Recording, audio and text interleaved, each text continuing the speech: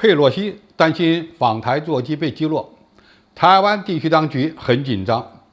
解放军的板子应该先揍谁？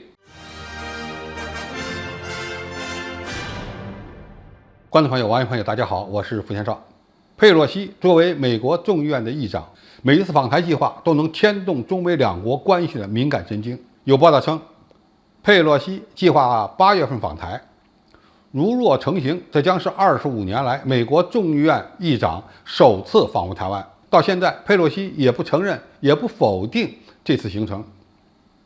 这个消息非常突然。台湾地区当局对外事务发言人欧江安回应称，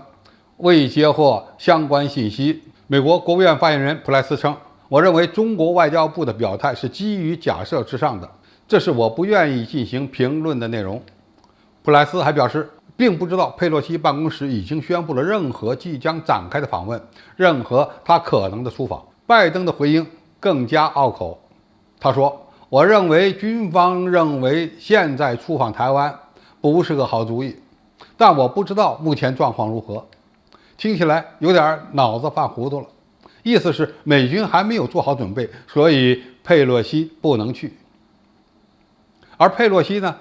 强调他从来不事先说明任何出访行程。他说，我认为总统所说的也许军方担心我的飞机被击落或类似的事情，我并不确切了解。看起来他有点担心会被解放军给干掉，所以到目前为止，我们现在还不能够证实佩洛西是否会在8月份访台，又或者他在采取新冠病毒的战术阳性之后再玩一次战术猴斗。也就是说，出访前突然宣布病了，取消出访。从目前的情况看，不管佩洛西会不会出访台湾地区，这位美国总统第3顺位继承人还是成为了中国网友所关注的焦点。有媒体人认为，如果佩洛西胆敢访台，那么可以出动战斗机进行伴飞，或者是对台湾地区实施禁飞。甚至呢，还有人建议说，解放军当天可以出动飞机穿越台湾岛，并随时做好对台军反抗目标实施摧毁性打击的准备。当然，如果佩洛西访台的行程确定了，那么解放军会采取什么样的行动，我们不得而知。但是这些行动必然会戳中其要害，因为佩洛西是美国的第3号政治人物。如果他真的要访台，那么中国大陆肯定会采取相应的惩罚性举措。我们一定要认清现在的大势。美国今年下半年要举行中期选举，拜登现在的民意支持率降低到了30%左右。如果不发生什么惊天动地的大事，民主党失去参众两院多数席位，很可能会成为定局。民主党的选情看衰，佩洛西如果此时将目光瞄向台海，那就说明他大有铤而走险再搏一把的意思。从中美竞争的角度来看，台湾牌也是美国人眼中对付中国大陆的最后一张王牌，但这张王牌好不好使，还要看后续的发展。从台湾地区当局的态度来看，已经承诺不再追求形式上的独立，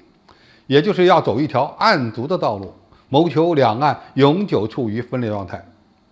那么现在的问题是，如果这件事真的发生了，中国大陆应该把板子打在谁身上？是打在台独分子身上呢，还是直接用在美国人身上？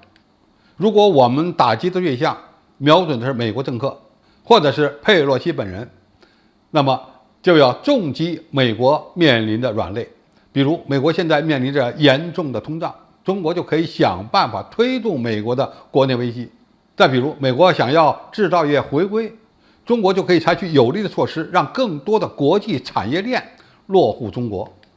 美国想要中国制裁俄罗斯，那么中国反而可以进一步加强与俄罗斯的正常贸易往来等等。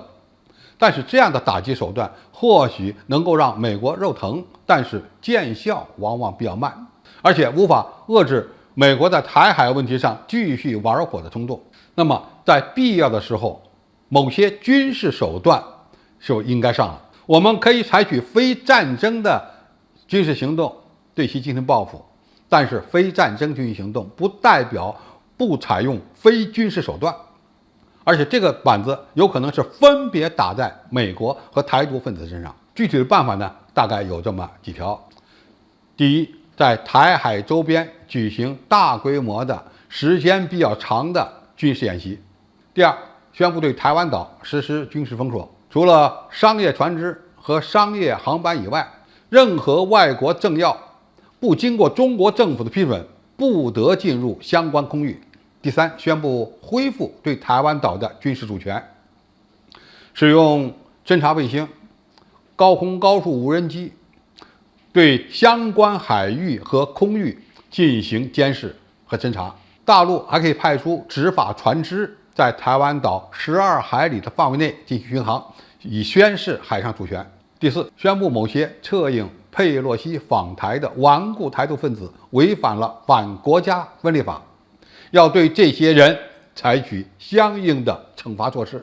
第五，要做好一切军事行动斗争准备，一有需要立即出动。总之，不管美国如何打台湾牌，中国大陆只需要把板子分别打在美国的某些右翼政客和台独分子身上，就能让他们陷入全面的被动，甚至呢，让台湾地区当局成为美国人的包袱。道理很简单，因为台湾岛原本就是国际社会承认的中国领土不可分割的一部分，何况这件事又发生在中国大陆的家门口，我们完全有权